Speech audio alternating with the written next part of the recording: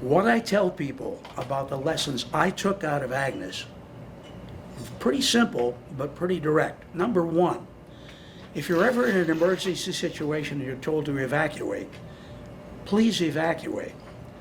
A lot of people have a brave face and say, I'm not giving up my home, I'm staying here. And I understand that.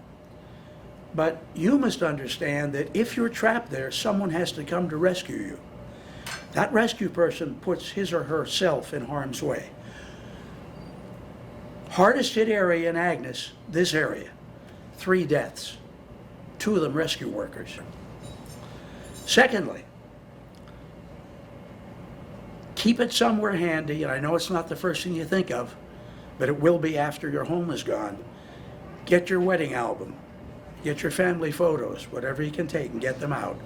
The one thing I heard constantly for weeks and weeks after, I lost all my photos. They could rebuild the house. They even had some federal help in terms of low interest loans, but you couldn't recover the wedding albums. You couldn't recover those personal photographs. My biggest concern, the question I get, can it happen again?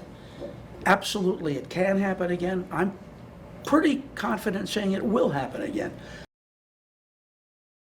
You know, right now, people depend on these.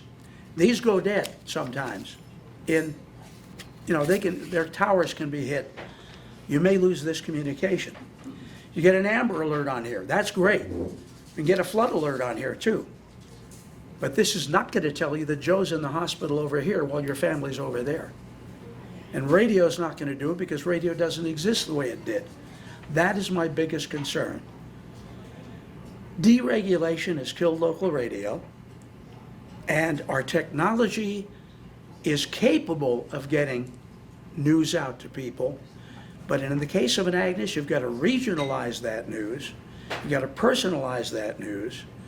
And this is not yet at the stage where you can do that. It better be, or we're going to lose some lives during the next kind of emergency like that, because we can't reach all the people with the specific information we need. That's my biggest concern. Overall, I remember reading in one of the books, radio was the hero of the hour during Agnes because of our ability to get messages to everybody. There were a lot of heroes in Agnes.